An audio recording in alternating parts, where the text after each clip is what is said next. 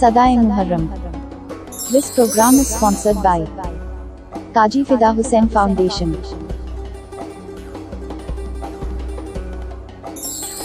Sari Amma Foundation,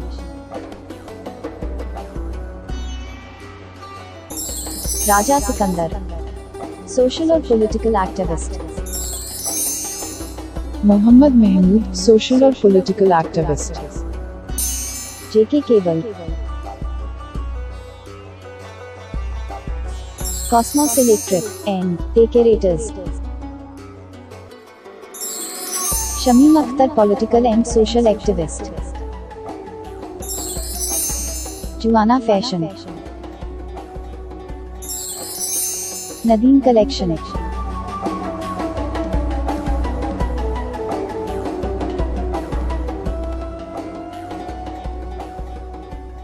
मुअज़्ज़ज़ नाज़रीन व नाज़िरात, अस्सलामु अलैकुम व रहमतुल्लाहि व बरकातुहू। नहमदुहु व नुसल्ली व नुसल्लिमु अला रसूलिहिल करीम, अम्मा बादु फ़क़द क़ाल अल्लाहु तबारक व तआला फ़िल क़ुरानिल अज़ीम वल मुहकमी किताबिहिल मजीद, फ़अऊज़ु बिल्लाहि मिनश शैतानिर रजीम, बिस्मिल्लाहिर रहमानिर रहीम। क़ुल ला असअलुकुम अलैहि अजरन इल्लल मवद्दत फ़िल क़ुरबा, व क़ाल अन्नबिय्यु सल्लल्लाहु तआला अलैहि वसल्लम, अल हुसैनु मिन्नी व अना मिनल हुसैन। सदक़ल्लाहुल अज़ीम। अल्लाहुम्मा सल्लि अला सय्यिदिना मुहम्मदिन व अला आलि सय्यिदिना मुहम्मदिन व बारिक वसल्लिम। सल्लु अलैहि सलातुन व सलामुन अलैका या रसूलल्लाह सल्लल्लाहु तआला अलैहि वसल्लम। अज़ान गिरामी और रफ़ीक़ान मिल्लत इस्लामिया, हम और आप इस बात से बखूबी इल्म रखते हैं और हम इस बात से बाखबर हैं कि हमारे और आपके नज़रों के सामने मुहर्रमुल हराम का ये बाबरकत महीना है, और इस महीने में और इस महीने के पाकीज़ा आगोश में हम अपने अपने लम्हात गुजार रहे हैं। ये हमारे लिए खुशबख्ती की बात है और हमारे लिए खुशकिस्मती की बात है। इस महीने में बहुत सारे फ़ज़ाइल हैं और इस महीने की बहुत सी फजीलतें हैं और बहुत से वाक़यात भी इसमें सादिर हुए। जैसा कि उमूमन हम और आप जानते हैं कि मुहर्रमुल हराम के यौम आशूर को हज़रत आदम अलैहिस्सलाम की तौबा भी कबूल हुई, हज़रत यूनुस अलैहिस्सलाम मछली के पेट से भी बाहर आए, और इसी 10 मुहर्रम को हज़रत नूह अलैहिस्सलाम का सफ़ीना भी पार लगा। साथ ही साथ ये बहुत बड़ी बात है कि यौम आशूर को ही नवासे रसूल ने अपने पूरे ख़ानदान की कुर्बानी देकर अपने नाना की शरीयत बचाई है और दीन इस्लाम को सरबुलंदी अता की। हम और आप ये देख रहे हैं कि दौरे हाजिर में भी बहुत से यजीदी फ़िक्र उरूज पर आ रहे हैं और अपने अपने कारनामे अंजाम दे रहे हैं। तो हमें ये चाहिए कि ऐसी चीज़ों का जवाब हम हुसैनियत के साथ दें। हमारे अंदर किरदार हुसैनी होनी चाहिए। आज देखिए, पूरे दुनिया में जो इस्लाम फैला है, मदीने से लेके करबला तक आकर इस्लाम को बचा लेना, ये इमाम हुसैन का कमाल था, और करबला से ले जाकर मदीने तक और मदीने से पूरे दुनिया में फैला देना, ये इमाम हुसैन की बहन हज़रत सैयदा ज़ैनब का कमाल था। कि आज हर तरफ से अजानों की आवाज़ें आ रही हैं, हर तरफ हय्या अला सलाह की आवाज़ आ रही है, ये देन है इमाम हुसैन की। वरना ये सन 61 हिजरी में ही इन सारे मामलात को ख़त्म किया जा चुका था, और यजीदी फ़िक्र हमेशा इसके पीछे पड़ी ही रही है, और हर ज़माने में हुसैनियों ने अपनी हुसैनियत को बचाया। हमें ये चाहिए कि किस तरह से हमें उनकी याद मनानी चाहिए, और उन्हें याद करके और उनकी सीरत तैयबा को देखकर हमें अपनी ज़िंदगी भी उसी के हिसाब से, अपने अमल के साथ अपनी ज़िंदगी को उसी पैमाने के साथ गुजार कर उसी सांचे में अपनी ज़िंदगी को ढालनी चाहिए। जैसा कि हम और आप जानते हैं कि नबी के अहले बैत की मवद्दत और मोहब्बत की अहमियत क्या है, कि नबी ने अपनी उम्मत से उजरत की शक्ल में कुछ नहीं मांगा सिवाय इसके कि मेरी अहले बैत से मवद्दत करो, मोहब्बत करो। हुआ कुछ यूँ था, इसका पसे मंजर ये है कि जब कुफ्र की तारीकियां छाई हुई थी, जब बड़े और छोटे की तमीज नहीं थी, मक्का की ऐसी जमीन जहां जमीन में भी पत्थर, लोगों के हाथों में पत्थर, लोगों का दिल पत्थर हो चुका था, उन संगलाख वादियों में जब मेरे नबी ने कदम रंजा फरमाया तो वहां की बदनुमा फजा जो है वो खुशनुमा फजा में तब्दील हो गई, और छोटों को बड़े की तमीज आ गई, بڑوں کو چھوٹوں کی شفقت آ گئی۔ جہاں بیٹیوں کا احترام نہیں تھا، بیٹیوں کو لوگ زندہ درگور کر دیا کرتے تھے، وہاں حضور پاک صلی اللہ تعالی علیہ وسلم نے سیدہ کائنات جیسی بیٹی کو سینے سے لگا کر دنیا والوں کو ایک پیغام دیا، کہا کہ یہ دیکھو تمہارے یہاں بیٹیوں کی قدر نہیں ہوتی ہے، مگر یہ میں رحمت للعالمین ہوں اور اللہ نے مجھے وہ رحمت بنا کر بھیجا کہ میری نسل بھی چلے گی تو میری بیٹی سے چلے گی، اور سیدہ فاطمہ الزہرا سے سرکار کی نسل چلی۔ جہاں لوگ پودوں سے محبت کیا کرتے تھے اور یہ نظریہ تھا کہ لوگ صرف اپنے پودوں سے محبت کرتے تھے، سرکار نے، حضور نے اپنے نواسوں سے محبت کر کے یہ بتایا کہ یہ دنیا والوں کی فکر ہے کہ وہ صرف پوتوں سے محبت کرتے ہیں، مگر میں رحمت للعالمین ہوں، میں اپنے نواسوں سے محبت کرتا ہوں۔ سرکار نے اس زمانے میں جب لوگوں کا دل بالکل پتھر ہو چکا تھا اور ماحول اتنا خراب ہو چکا تھا، ایسے ماحول میں سرکار نے انقلاب لا کر پوری دنیا کو یہ دکھایا کہ دیکھو اللہ نے مجھے رحمت للعالمین بنا کر بھیجا ہے، اس چیز کو ثابت بھی کیا۔ ساتھ ہی ساتھ صحابہ کرام جب نبی کی بارگاہ میں گئے اور وہ عرض کرتے یا رسول اللہ آپ نے ہمیں دین دیا، ایمان دیا، حق و باطل کی تمیز دی ہے، اس کے بدلے میں ہم آپ کو کیا نظر پیش کریں، ہم آپ کو کیا نذرانہ دیں، کیا ہدیہ دیں، آپ کہیں تو آپ کو ہم سجدہ کر دیں۔ فوراً قرآن کی آیت اتر گئی، اللہ نے فرمایا ہے محبوب قل لا اسألکم، ان سے کہہ دیجئے کہ اگر تم مجھے کچھ دینا چاہتے ہو تو میں تم سے کچھ نہیں مانگتا، قل لا اسألکم علیہ اجرا الا المودۃ فی القربى، میں تم سے کچھ نہیں مانگتا سوائے اس کے کہ میری اہل بیت سے مودت کرنا، میری اہل بیت کا میرے بعد خیال رکھنا۔ اور حجت الوداع کے موقع پر سرکار نے یہ فرمایا تھا کہ میں اللہ کے وصل کو جا رہا ہوں مگر تمہارے لیے دو چیزوں کو چھوڑے جا رہا ہوں، انی تارک فیکم الثقلین کتاب اللہ اطرتی و اہل بیتی، میں تمہارے لیے دو مضبوط چیزیں، بھاری چیزیں چھوڑے جا رہا ہوں، ایک قرآن ہے اور دوسری میری اہل بیت ہے، میری اطرت ہے، اسے مضبوطی سے تھامے رکھنا، دنیا میں کبھی گمراہ نہیں ہوگے۔ حضور نے اپنے اہل بیت کا دامن تمام امت کے ہاتھوں میں دیا اور کہا اسے مضبوطی سے تھامے رکھنا، اس سے عدم تمسک مت کرنا، اس سے چھوڑنا نہیں، ایسا نہ ہو کہیں تم گمراہ ہو جاؤ۔ دوسری جگہ سرکار نے فرمایا مثل اہل بیتی کسفینۃ نوح، میری اہل بیت سفینہ نوح کی طرح ہے، جو لوگ اس میں سوار ہو جائیں گے من رکبہا نجا، جو لوگ اس میں سوار ہو جائیں گے وہ نجات پا جائیں گے۔ ہم نے اور آپ نے دیکھا کہ حضرت نوح علیہ السلام کی کشتی میں جو لوگ سوار ہو گئے وہ پار لگ گئے اور بیٹا باہر رہ گیا، اسے اپنے آپ پر گھمنڈ تھا کہ ہمارے لیے جو امان گاہ ہے وہ پہاڑ ہی کافی ہے ہمارے لیے۔ تو جن لوگوں کو لگتا ہے کہ اہل بیت کے بغیر ہی ہمارے لیے ساری چیزیں کافی ہیں، تو وہ اس خوش فہمی میں مبتلا نہ رہیں اور اس غلط فہمی میں مبتلا نہ رہیں، اس لیے کہ آل اطہار کے بغیر کوئی عمل قبول نہیں ہوتا، کیونکہ ہم نماز بھی پڑھتے ہیں تو نماز میں بھی درود آل محمد پر پڑھتے ہیں اور اس طرح سے پڑھتے ہیں اللہم صلی علی سیدنا محمد وعلی آل سیدنا محمد، جب تک ہمارے رسول پر درود و سلام نہیں بھیجتے ہماری نماز مکمل نہیں ہوتی۔ یہ وہ آل محمد ہے، ان کا احترام کیا ہے کہ ہم سے نبی نے اجرت کی شکل میں مانگی ہے۔ اب آپ دیکھیے میرے نبی کی حدیث ہے کہ وہ فرماتے ہیں کہ مزدور کے پسینے کے خشک ہو جانے سے پہلے اس کی اجرت ادا کر دو، اور وہ نبی ہم سے اجرت طلب کر رہے اس حوالے سے کہ میری اہل بیت سے مودت کرنا۔ تو دیکھیے مانگنے کے الگ الگ طریقے ہوتے ہیں، طلب کرنے کے الگ الگ طریقے ہوتے ہیں، ایک ہوتا ہے سوال کرنا برائے طلب کسی چیز کو حاصل کرنے کے لیے، اور ایک ہوتا ہے برائے حکم۔ تو جب مثال کے طور پر جب کوئی شاگرد اپنے استاد سے کچھ پوچھتا ہے تو وہ سوال برائے طلب کرتا ہے، علم کے حصول کے لیے کرتا ہے، وہ امتحان کے لیے نہیں کرتا۔ جب استاد اپنے شاگرد سے سوال کرتا ہے تو وہ برائے امتحان ہوتا ہے، استاد علم کے حصول کے لیے اپنے شاگرد سے سوال نہیں کرتا۔ تو جب نبی نے اپنے شاگردوں سے سوال کیا اور یہ کہا کہ میری اہل بیت سے مودت کرنا، تو یہ سوال برائے امتحان ہے، لہٰذا ہمیں یہ جاننا چاہیے کہ ہمارا امتحان نماز کے حوالے سے، روزے کے حوالے سے، حج کے حوالے سے، زکوٰۃ کے حوالے سے تو ہوگا ہی، مگر سب سے زیادہ اگر ہمارا امتحان کسی چیز کے حوالے سے ہوگا تو وہ نبی کے آل اطہار کی وفاداری کے حوالے سے ہوگا، ان کی محبت اور مودت کے حوالے سے ہوگا۔ اور مودت کا لفظ قرآن میں استعمال کیا گیا، مودت اور محبت میں فرق کیا ہے؟ تو محبت میں کمی اور بیشی آ جاتی ہے، محبت میں عروج اور زوال آ جاتا ہے، مگر مودت میں عروج اور زوال کی کوئی گنجائش نہیں ہوتی، کوئی امکان نہیں ہوتا۔ جس طرح سے کوئی شخص کسی خطیب سے محبت کرتا ہے تو اس کی خطابت کی وجہ کر، تو جب تک اس کی خطابت میں زور باقی رہتا ہے لوگ اس سے محبت کرتے ہیں، جب خطابت کا زور کمنے لگتا ہے پھر لوگوں کی محبت بھی کمتی جاتی ہے۔ تو لہٰذا یہ گنجائش اللہ نے نہیں رکھی کہ اہل بیت کے محبت میں کمی اور بیشی ہو جائے، اس لیے جہاں عربی الفاظ میں محبت کا بھی استعمال، بہت سارے جگہوں پہ محبت لفظ کا استعمال کیا گیا، قرآن کی ایک آیت مثال کے طور پہ آپ لے لیں، وَأَلْقَيْتُ عَلَيْكَ مَحَبَّةً مِّنِّي، یہ بھی قرآن کی آیت ہے، لفظ محبت کا استعمال کیا گیا. مگر اہل بیت اور اولاد اطہار کی جب بات آئی ہے تو یہاں محبت نہیں مودت کا لفظ استعمال کیا گیا. محبت میں کمی اور بیشی ہوتی ہے، اللہ نے یہ گنجائش بھی نہیں رکھی ہے کہ اہل بیت کی مودت میں کوئی کمی اور بیشی کرے،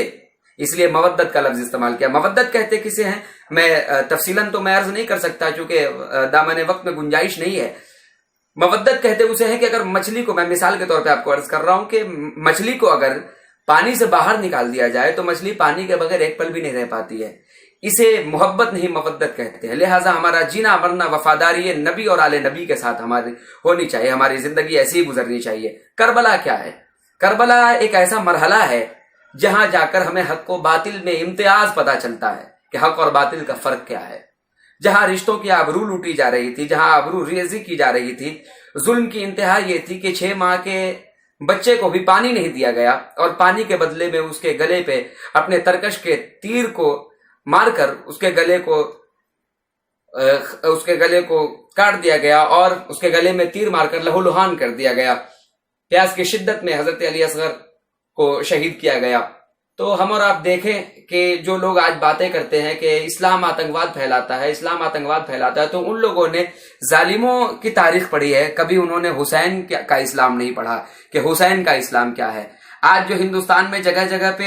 جو اللہ اکبر کی صدائیں آتی ہیں، جگہ جگہ پہ جو اسلام کی قدر و منزلت کی بات کی جاتی ہے، یہاں غریب نواز نے جب اسلام پھیلایا تھا تو اپنے کردار میں کردار حسینی دکھایا تھا، اور جب یہ بتایا تھا کہ دین کیا ہے تو انہوں نے یہ کہہ کر بتایا تھا کہ دین است حسین دی پناہ است حسین، حسین ہی دین ہے، حسین دی پناہ ہے. کیونکہ کربلا میں سن 61 ہجری کو اسلام کو دفن کر دیا جا چکا تھا. وہاں جہاں شراب کو حلال کر دیا گیا تھا، جہاں پر زنا کو حلال کر دیا گیا تھا، بھائی کو بہن کے ساتھ نکاح کو جائز قرار دے دیا گیا تھا، شریعت کو پامال کیا جا رہا تھا، ایسی صورت میں اپنے کنبے کو لٹا کر نبی کے نواسے رسول نے اپنے نبی سے وفاداری کا کام انجام دیا اور اسلام کو سربلندی عطا کی اور اسلام کو بقا بخشی ہے.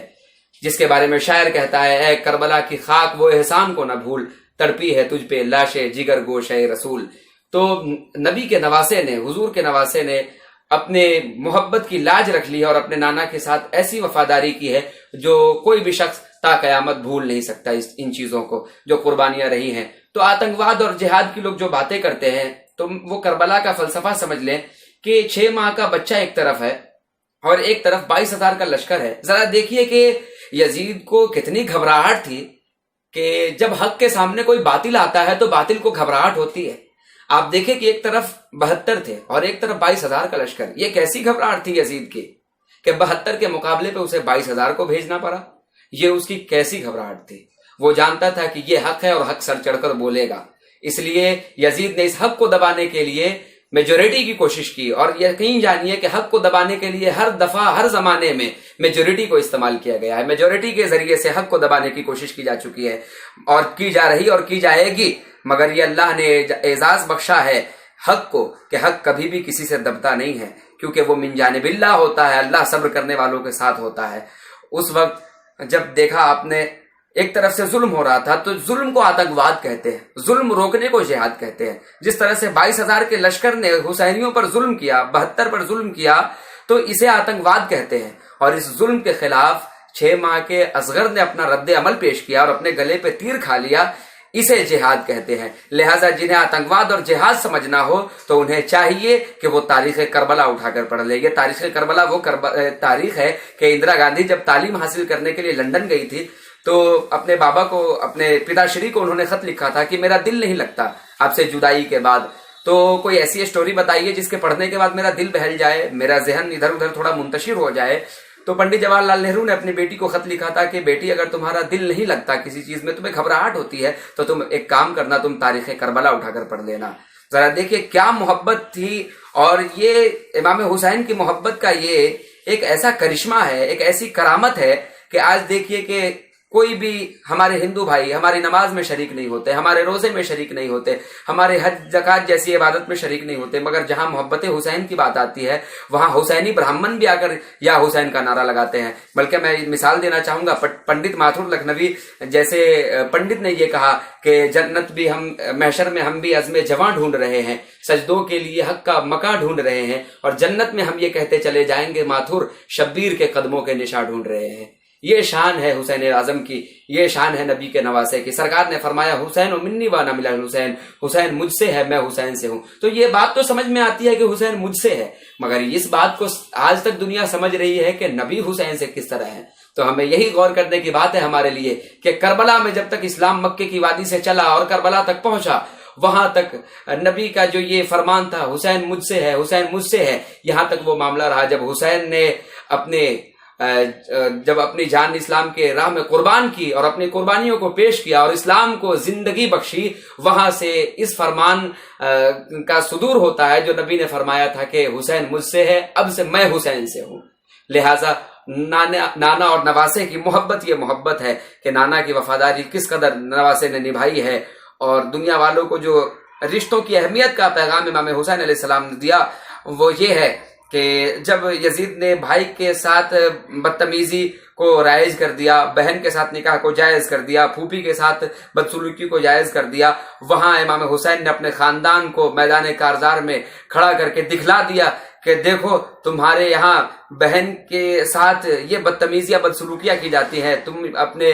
بھائی بہنوں کے رشتوں میں اس قدر گندگی لانا چاہتے ہو، اس قدر ناپاکی لانا چاہتے ہو، نجاست لانا چاہتے ہو، ہمارے یہاں پاکیزگی ہی پاکیزگی ہے۔ اور انہوں نے دعوت دی۔ یہ قابل غور بات ہے کہ امام حسین جب چلے تھے کربلا کے لیے تو لوگوں نے پوچھا حسین آپ کہاں جا رہے ہیں؟ تو امام حسین نے فرمایا کہ میں امت کی اصلاح کے لیے جا رہا ہوں، میں نانا کی امت کی اصلاح کے لیے جا رہا ہوں۔ بہت سے لوگ یہ کہتے ہیں کہ کربلا میں امام حسین نے جنگ کی، تو میں ان سے ایک سوالیہ نشان کے طور پر یہ پوچھنا چاہتا ہوں، دعوت محبت دینا چاہتا ہوں کہ آپ مجھے ذرا بتائیں کہ کوئی شخص اگر جنگ لڑنے کے لیے جاتا ہے تو کیا اپنے بچوں کو لے کر جاتا ہے؟ کیا اپنی بہن کو لے کر جاتا ہے؟ کیا اپنے گھر بار کو لے کر جاتا ہے کہ وہ سپہ سالار کو لے کر جاتا ہے؟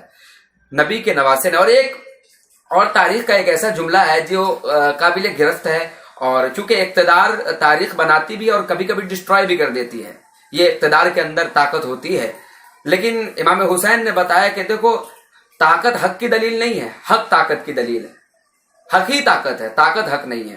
تو آپ دیکھیں کہ جب تاریخ کربلا ہم پڑھتے ہیں تو اس میں بھی کہیں کہیں پہ اس طرح سے حق تلفی کی گئی ہے کہ یہ لکھا گیا ہے کہ امام حسین جب کربلا جا رہے تھے تو مدینے میں کچھ لوگوں نے روکا اور کہا کہ امام کربلا مت جائیے، وہاں کے حالات سازگار نہیں ہیں، وہاں کے حالات خوشگوار نہیں ہے، انہیں روکنا چاہا۔ تو ہم یہاں رک کر سوچتے ہیں کہ آخر مورخ کے کہنے کی منشا کیا ہے، وہ کہنا کیا چاہتا ہے۔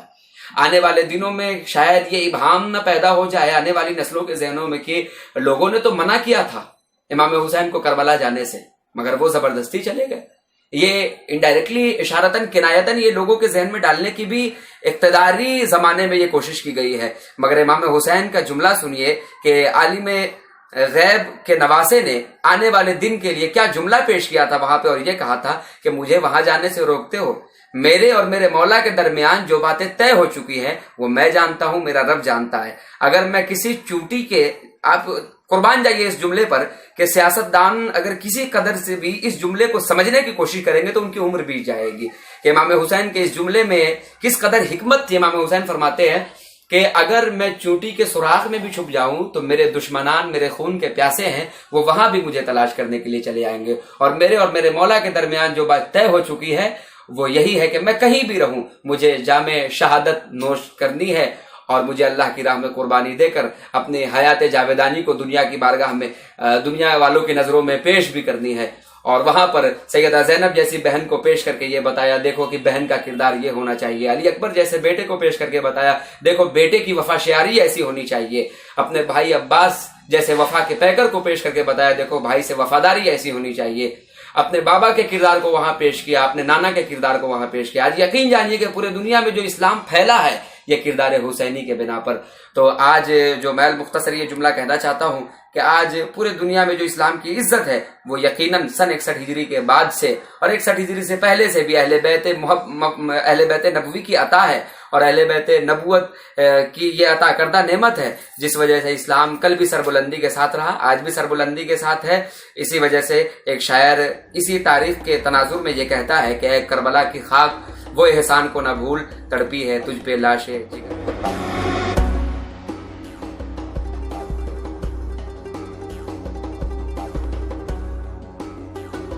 Sadai Muharram.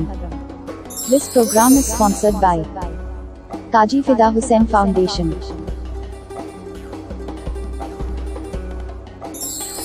Sari Amma Foundation,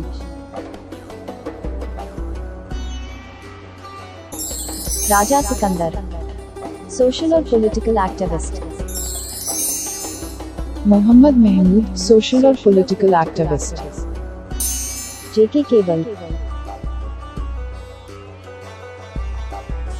Cosmos Electric and Decorators, Shamim Akhtar, political and social activist, Juana Fashion, Nadeem Collection,